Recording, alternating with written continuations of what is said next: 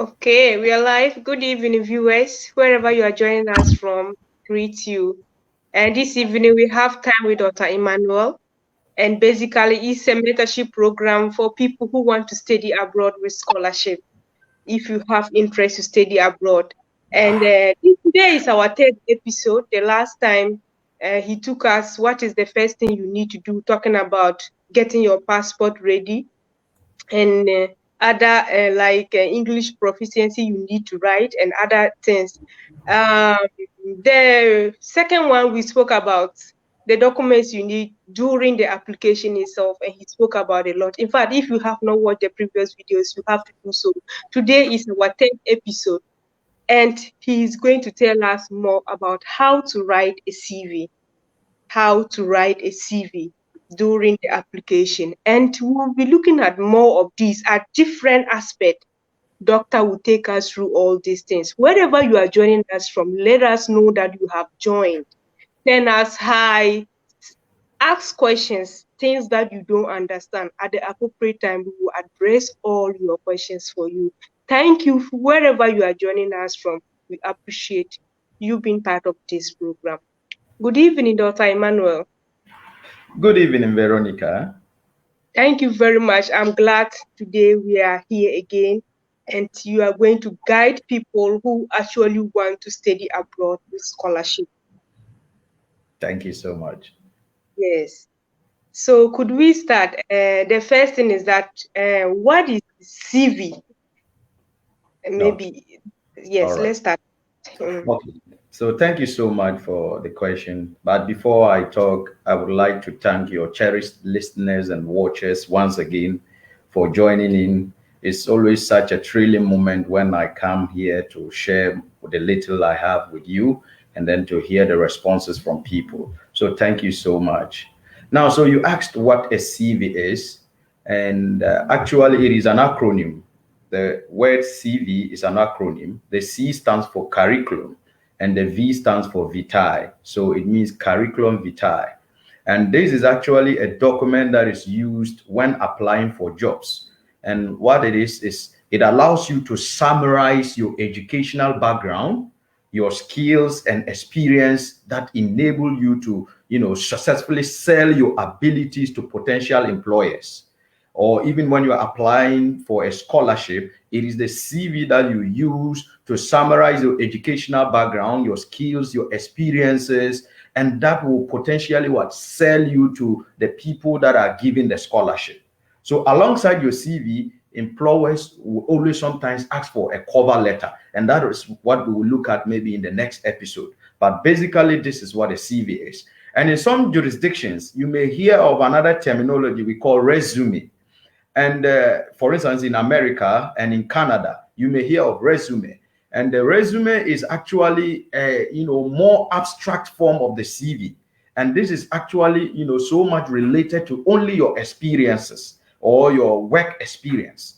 So CV talks about almost everything, but resume is just an abstracted form, which means a summarized form of your experiences as maybe a lecturer, a teacher, or whatever working experience you have. That is what the resume is all about. But in all, the CV and the resume are used actually to sell yourself to your potential employers. Okay, and thank you for telling us more about these differences. Mm. I know the viewers now understand these two differences and actually what a CV is now. So let's take it that we want to start from the lowest. Mm. I am an SS graduate and I want to study abroad.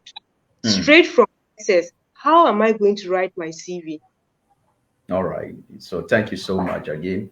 Yeah. So straight from SS, one would assume that you have limited experience or you have even no working experience. So the kind of CV that you would write will be very short. So it could even be a one-page CV.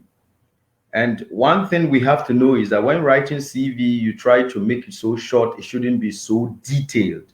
So for people who are just coming from senior high school, their CVs will just be one page. And in that, what you're talking about, first of all, you talk about your contact details. So you will have to include your full name, sometimes your home address, your mobile number, and your email address. But don't give, so much information about your physical address. For instance, where you stay, the location, and all that. You don't give details. You just give a postal address or residential address without giving details. So now, the next is the profile. You just give a short, concise statement that highlights your key attributes. Okay, this profile will talk about, who you are, and it helps you to stand out from the crowd. So sometimes when you see the CV, you see profile or background. So coming from senior high school level, you can write something short, and then with this, you focus more on your skills, the limited skills that you have. And then the next is your educational background. So you can talk about the nursery you attended, the primary school you attended, and the time span for all that. And then the junior high school you attended, the senior high school you attended. And then if you have some work experience right after senior high school, because most of us after senior high school, sometimes we go into people teaching. So if you have, this is work experience. So don't underrate that. So you put that as work experience, and you can give details. So you say, maybe I was a classroom teacher at Presbyterian Senate Model School, and then duties. Then you give the duties. You were teaching maybe English language, integrated science, mathematics, all that. So you give the details of what you do. So with this, everybody knows what you have. Then maybe you can also talk about your skills and achievements. Perhaps you have attained some skills or some achievement. You have been awarded some certificates whilst you were at the senior high school level. That's why most of us, we held positions whilst we were there. So this is the time you can sell yourself off with those particular certificates or, positions you have held. And then after this, the next is your interests. So some people will say hobbies. So you put down your interests, what you are interested in. So most of the times you see people going like socializing, going to the cinema and reading. These are not going to catch your recruiter's attention. When you are writing a CV and they ask of interest, don't be bringing socializing, going to the cinema and reading. These are, they are archaic. People have been using them. So what you have to do is look at the job you are applying for. Hobbies or interests that are related to that. So however relevant interest can provide it can provide what we call a more complete picture of who you are. So for instance, you can say you are engaged in community, volunteerism. If you are applying for an NGO job, so you see there is a synchrony. Or maybe you want to be a journalist. So you can say you are part of a drama group. If you are looking for, such an opportunity to be a journalist, or you are somebody who is so much into climate change issues or climate change activism, if you are applying for an environment-related job. So you see, these are interests that are related to the job you are applying for. But don't go saying socializing, attending cinema, reading, listening to music. All these will not catch the attention of your people. Then after that, maybe the next is references or referees.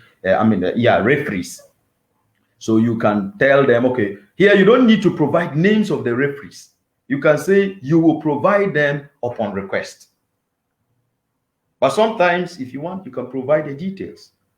But it is also allowed that you just put a statement, referees will be provided or will be available upon request. So that is how you write a CV for somebody from the senior high school level. In fact, it will run into the other levels, but there are certain things we need to add. Yes, Doc, I like what you actually said. Very accurate explanation you gave us here. But would you give us some specific thing? Like if you say attributes or some skills. For instance, if I have just completed senior high school, what are some of the things I need to? If maybe some people don't still understand what you really meant by that. So, for instance, what are some of the skills I've gotten after senior high school? Just like you said, we should not be talking about reading and those kind of things that are not related to what you are applying for. Yeah. Okay. So some of the skills that you may have gained whilst you were at the senior high school level could be maybe report writing. You learn, you have the ability to write reports. So you see, so if you are working in an environment and maybe you are made as the underwriter, the secretary of that meeting or organization, you can write reports. So that is a skill. Then maybe another one could be you are, let's say, for instance, you are into science. You read science at the senior high school level, so you can maybe also indicate that you have skill of undertaking, preliminary research. Okay, so before going into the details of a research, maybe reconnaissance survey, going to understand what is happening in the area before you start the real research. This is a skill, because at senior high school, you are taught about how to conduct scientific research or maybe experiments in the laboratory. So you have to go through certain procedures. So these are certain things you have to, point out. And then maybe sometimes you have to also talk about your volunteering ability. Okay, you can volunteer yourself for activities within the community. It's not everybody that can do this. So this is something that is unique, and every organization would want somebody they can send out to the field, especially if you're applying for an NGO job. They want somebody they can send to the field. So, and if you can do this, even without thinking about getting money, then it is something that is a skill. Even if you have, how do you call it? Charity works embedded in you. You are somebody, you are, so much involved with charity works, fundraising, you have the ability to even raise funds. This is also a skill. That is why when you go to church and whatnot, sometimes they are doing harvest and they need somebody to come out and talk and raise funds for the church. If you have that skill, that is unique. It's not everybody that can do that. And some of these things, you can learn them from the senior high school level. That's why most of us were involved in debating, were involved in other, associations like mathematics club, science club. So you can get some of these skills from there. But don't be talking about socializing, reading, and whatnot. Okay, thank you very much, Dr. Emmanuel, for this detailed explanation. If you want to study abroad, how will you write your CV from straight from the senior high school? And that is just what Dr. Emmanuel has explained to us. And viewers, wherever you are joining us from, thank you very much for joining. And send us hi for us to know that you have joined. And if you also have any question, please, you are welcome to ask. Mr. Harun, I see your question. I will address that later on. Thank you very much for asking. Let's continue. So we have finished from the senior high school. Yes. And now we are going to first degree. Mm-hmm. I completed my first degree in any of the African countries, and I want to study abroad in Europe, USA, Canada, anywhere.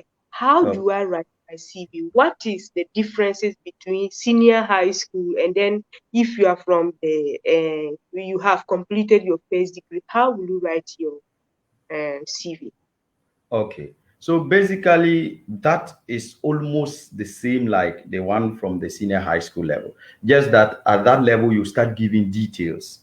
Okay, but for the senior high school level, someone who just completed senior high school level, you will not have a lot of experience or ability or skills, but it's the same format. So also you begin with your contact details.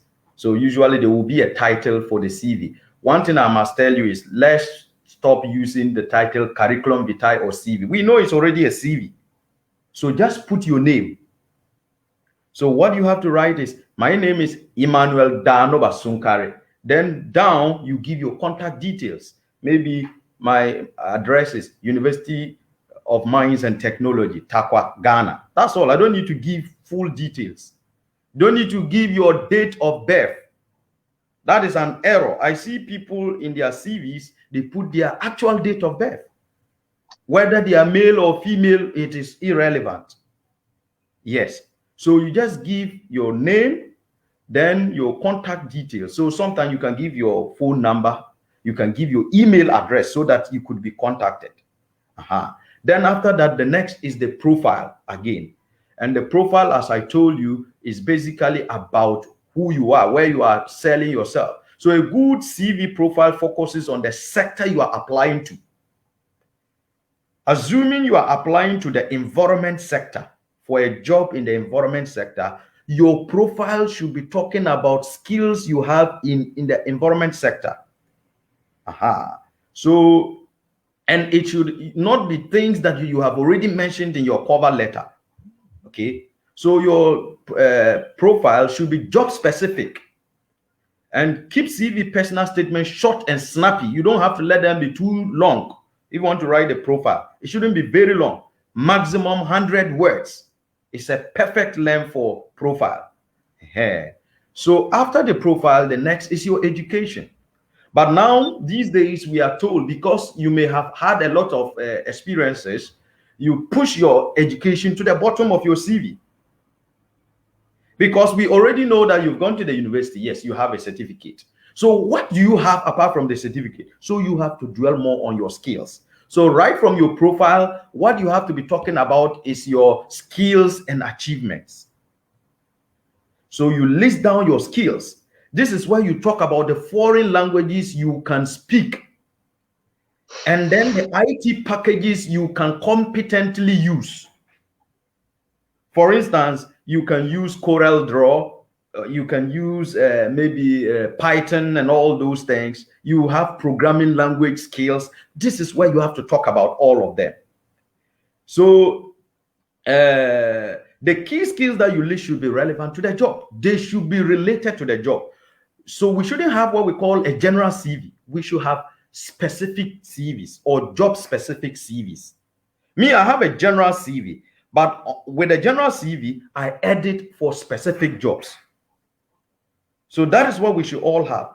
Get a general CV for everything you have achieved in your entire life. You document everything there. But now when you're applying for a particular job, let's say I want to apply for a job as a lecturer. In the general CV, I will eliminate certain things that are not related to the job I'm applying for. They are not relevant. So remove them. Then it becomes job-specific CV. So in your skills and achievements column or section, you start giving details of your IT. Don't exaggerate your abilities too. This is something we have to know. As you will need to back up your claims at the interview level. If you say you can do this at the interview, they may ask you. And if you cannot defend yourself, it means you are a liar. So get a lot of job-specific skills and then put them in your CV. Now, after that, the next should be work experience. But I also understand that here, once you are coming from the maybe university, it might be difficult. Most of us don't have work experience. But then don't forget about maybe the little jobs you may have done when you were out of senior high school. Maybe the people teaching you did. This is where you put them also. And then maybe if you did internships or attachments during your period of study for your bachelor program, these are work experiences. Because you were employed, but just that you were a temporary staff at that time. Sometimes when you go to some companies, you don't know the difference between an intern and the permanent staff there. So these are also work experiences. This is where I always tell my friends and my colleagues who are at UDS, where I graduated from, the third trimester field practical program they have is also a form of work experience, because you are sent to a community to learn the problems of the community and come out with a proposal to solve the problems. So this is also work experience. So you document all that, and then after the work experience, you can come to your education now at the bottom. You give your educational, history. List and date all previous education, including professional qualifications. So here, when you are listing each of your, levels of education, also include the grades.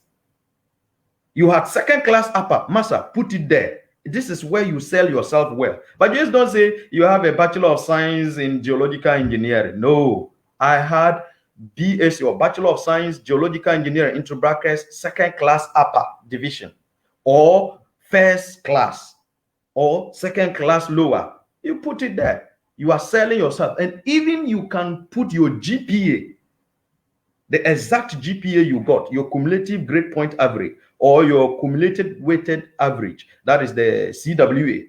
You can put all that there and you sell yourself. So the next after your education is your interest. Okay, so that is where you start putting those things. I said they should also be specific and not talking about socializing, not talking about going to the cinema. So some examples include writing your own blog or community newsletters if you want to be a journalist.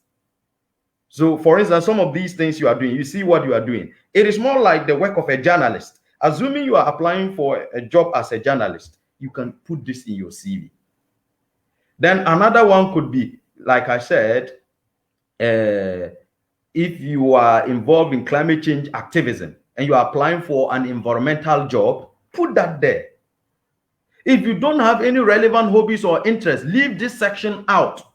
It's not a must to put hobbies or interests. So if you don't have anything related to the job, leave that section out. Don't try to put socializing, going to cinema, reading, listening to music. This is the predominant thing you can find in the CVs of almost everybody. Then after that, you put the references or the referees. So you put the names of at least 3 referees. And here the referees should be lecturers who have taught you. If you're applying for, let's say, scholarship, put lecturers who taught you and they can comment on your skills or your ability, your academic prowess. And then if you're applying for a job, at least your boss at your former workplace, his details should be there. And maybe lecturers who taught you, you can put their details there. Not family relations, please. Just only people who are professional, who have professional relationship with you. So that is how that one also goes. Okay, thank you very much, Dr. Emmanuel. It is really interesting to hear this. I like the aspect that you said. Sometimes the things that you write in your CV during the interview time, they can really ask you those questions, which is very important. Sometimes many of us from Africa, when we are going to apply for this, we look for people to write for us.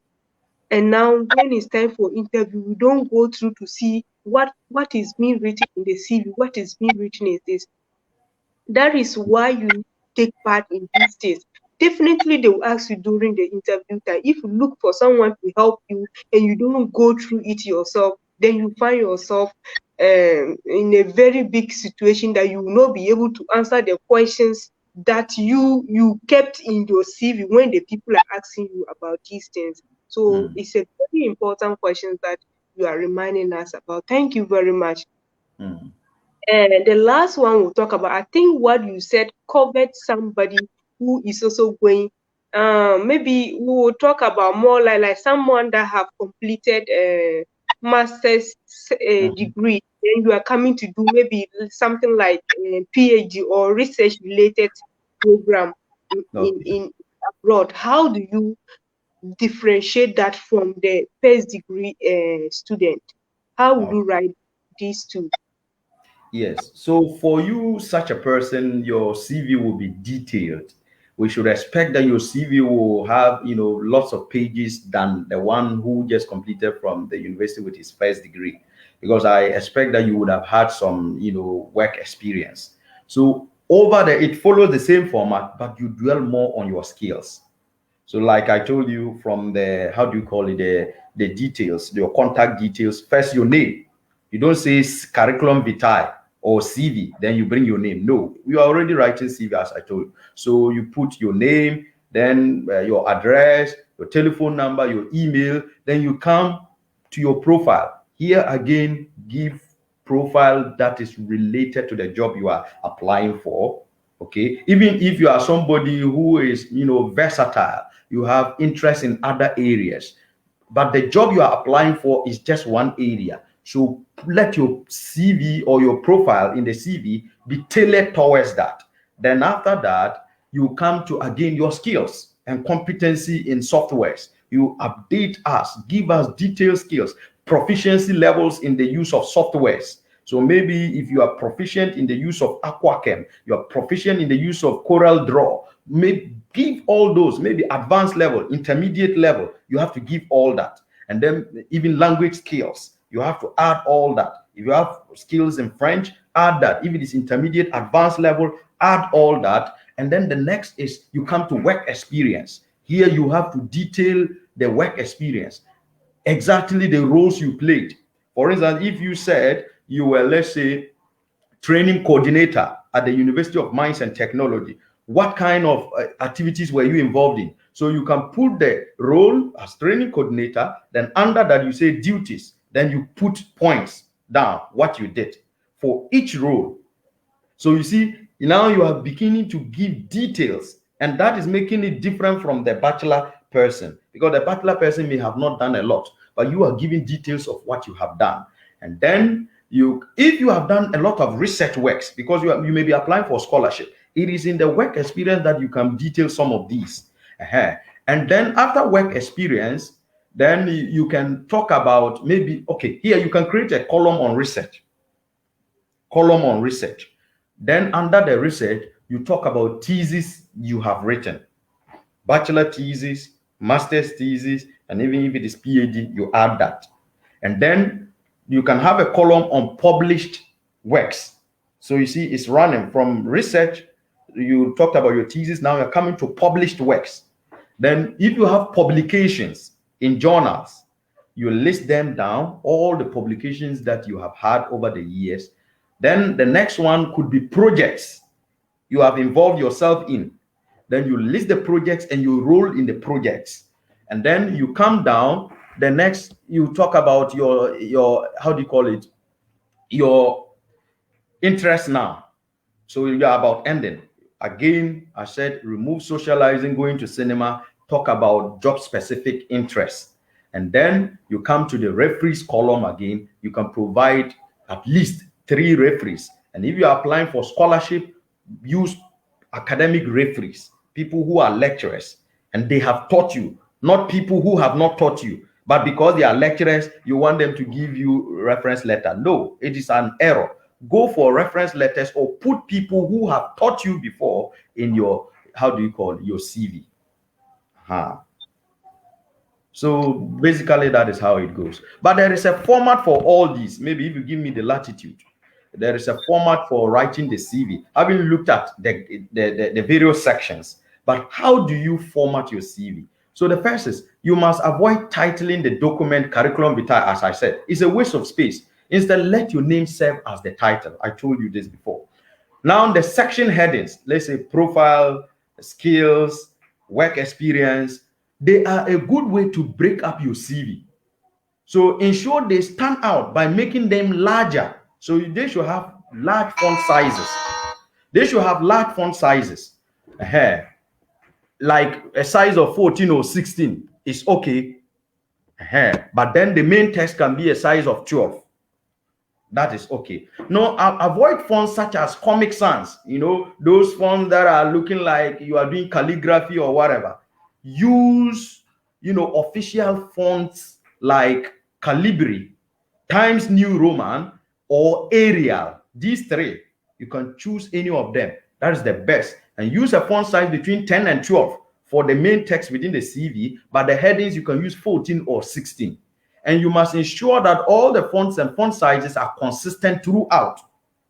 If you are using 14 for headings, all of them should be 14. 12 for the main text, 12. And if it is Times New Roman, it should run through. And now another thing is you must list everything in reverse chronological order. So then the recruiter sees your work history and most recent achievements first. What I mean is that when you are listing your work experience, the most recent should come first before you go to the previous ones. So it should be in reverse chronological order. Then keep it concise by using clear spacing and bullet points. So you must use a particular spacing, maybe 1.5 spacing, and then use a particular type of bullet point. You see, when you go to your Word, there are different bullets that you can use, styles. So this type of CV layout allows potential employers to skim your CV and quickly pick out important information first. Then name the document when saving.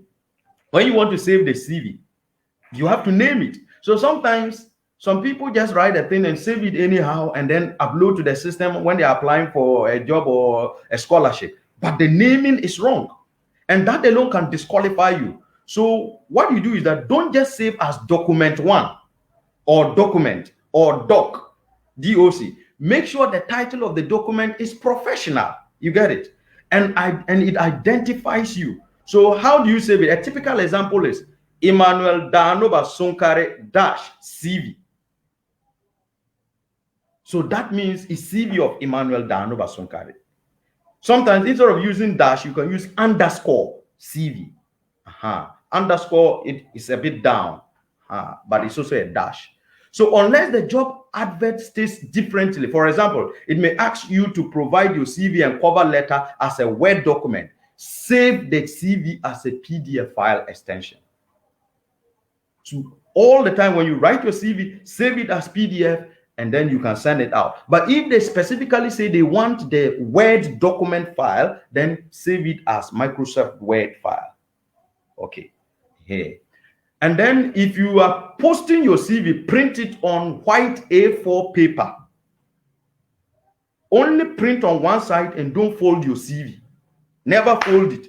Try to make it upright. So buy the A4 size envelope and make sure you put it inside, then you can post.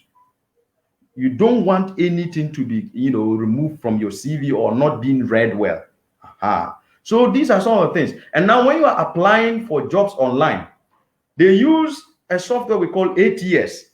And this software will scan your CV. And have you got, maybe, I don't know whether people have realized the point or the reason why sometimes you apply for jobs online and you never get them. It's always rejected. Sometimes it's because of your CV. The system will scan and then it cannot read or decode certain things you have written there because you have put a lot of boxes. So avoid putting lines and boxes in your CVs. Lines and boxes for CVs that are supposed to be submitted online, ATS software will not be able to decode or read these things.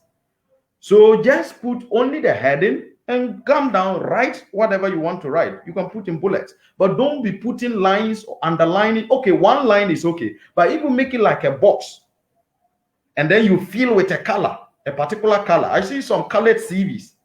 It's not so important. And sometimes people insert their photographs in the CVs. If it is not something that requires that they need to see you or know who you are, you don't need to put your picture in your CV. So this is the formatting for CV. Wow. Thank you, Dr. Emmanuel, for this important education for all African youth that are watching wherever you are joining us from. Thank you very much. I really appreciate this, and I know the viewers do. Viewers, wherever you are joining us from, thank you very much. I have seen your comments. Thank you. If you have not sent us hi, please send us hi and let us know where you are watching from. Thank you very much.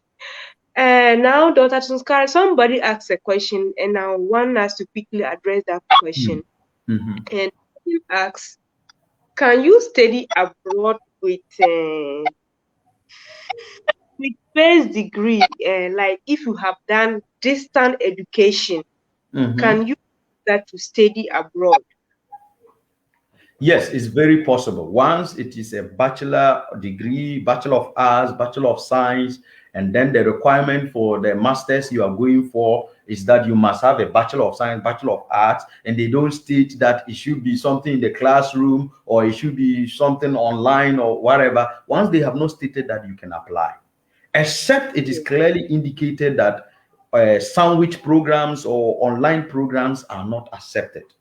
You can apply. Mr. Haruna, I expected that you should know this. He is my colleague teacher. In fact, I did a sandwich program at University, and that was what I used to apply for my master's degree in Finland. Wow. One thing I always say is that some of the places, in fact, you really need to have a good class. Sometimes they consider, because they when they pick so many students, then maybe if you are not lucky and you get maybe third class or second class lower, you may be removed. But if you get at least second class upper, you can be considered in many Yes. of the case, Yes. many cases. Yes. So sometimes that is the problem. If you are not lucky, and so many students apply for that particular program, and they all get very good grades. So if they are like a scale of preference, maybe you may be removed from the list. That is sometimes what actually happens. But in all, you can still try wherever you want to study, whatever program is, if it is actually also related to what you have done in your like your work experience that you have, and then Mm. what you've done in your first degree. Mm. That is what I will also say, Mr. Harun. I Okay. hope Doc have answered your question and what I also said. Thank you Mm. very much for this question. And thank you very much wherever you have joined us from on this program. And we are about to end the program now. I have not stopped the live reflection program. I want to remind viewers on this. It will come on. I just need to fix one or two things. So in the meantime, every Sunday we'll have this program with Dr. Emmanuel. That's the live reflection program. So those of you that have sent me your interest to share your live reflection, please give me time. I will get back to you. Thank you very much. Okay. So Doc, we are about wrapping up the program. Do you Okay. have something to say? Yeah, so there are some few things I need to add, and then we can wrap up. So Yeah. when you are writing the CV, if you want your CV to look good, one Mm, thing is you have to use active verbs when possible. Because we have just looked at the format and the sections, but we haven't looked at the core things, how to write. So use active verbs when possible. For example, include words like created, analyzed, devised, to present yourself as a person who shows initiative. You get it? And then a good CV doesn't have any spelling or grammar mistakes. So you have to check that. Use a spell checker and enlist a second pair of eyes to check over the document. It's not only you. Maybe your grammar may not be so good, but you are not seeing your mistake. Let someone else look at your CV. Also, avoid generic overused phrases such as team player, hardworking, multitasker. These are very common in a lot of CVs. Instead, provide real life examples that demonstrate all of these skills. Okay, maybe you were given a particular thing to do and you were able to do it. With that, somebody can get to know that you are hardworking, you are a team player. They will see how you did it. So use real life examples to demonstrate these skills. But don't just say you are a team player, hardworking. People are putting them there, but when they give them the task, they cannot do it. Now, as I said, tailor your CV. Look at the company's website and social media accounts. Look to see if they have recently been mentioned in the local press, and use the job advert to make your CV, a target to the role that you are applying for by the employer. And then one thing is create the right type of CV for your circumstances. Decide whether the chronological, skill-based or academic CV is right for you. You shouldn't have a general CV where when they advertise for any job, you just send that CV with things that are not even related to that job. So create the right type of CV for your circumstances.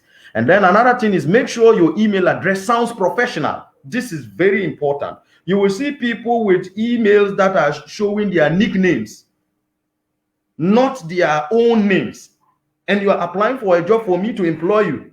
And then you are using an email which has your nickname. I will not give it to you. You use an email like lavaboy@gmail.com. Meanwhile, your name is Emmanuel Danuba Sunkare, and you are applying for a job. I will not give you. So use professional emails. If it demands creating new emails to reflect your name, create them, and that will sell you more. And now, don't lie or exaggerate on your CV or job application. I told you, if you tell lies, especially for your degrees, that you have second class, upper, second class, whatever, or first class, they will catch you. If you said you have these skills and you are asked at the interview, you cannot defend yourself, you are in trouble. And then if posting your CV online, don't include your home address. If you are attaching or uploading the CV online, it's very important. Don't use residential address. Why? You could be a target by fraudsters. They can trace your home and come to, how do you call it, attack you or rob you. And then the last thing is always include a cover letter unless the employer states otherwise. So it will enable you to personalize your application. You can draw attention to a particular part of your CV and disclose a disability or clarify gaps in your work history. So these are the nitty-gritties that we need to know about CV. And I think now we are good to go to write very attractive CVs. Yes, that is very true, Dr. Emmanuel. Thank you very much. I like one to say many a times when we are writing CV, we put I'm intelligent, I'm skillful, I'm that. As Mhm. you just said, if they ask you what are the skills you have to what have you done and you have possessed those skills. Those Hmm. are the things that we should talk about. I remember Exactly. when we were completing this our master's degree program, they were teaching us how to write this CV for Mhm. job. You have Mhm. to put practical things that you have done. Don't say Yes. I'm skillful, I'm intelligent. Everybody is intelligent. Mhm. Mhm. Mhm. Those kind of things. And that is what Doctor just said. I like that aspect. Thank you very much for this important Yeah. education that you have given to African youth. You're Dr. welcome. Emma, thank you very much and have a good night. Thank you so much. All the best. Bye Yes. bye. Bye. Viewers, thank you for joining for this evening program. Have a good night, good morning, wherever you are watching from in the world. Thank you very much and see you in our next episode. Bye. Bye.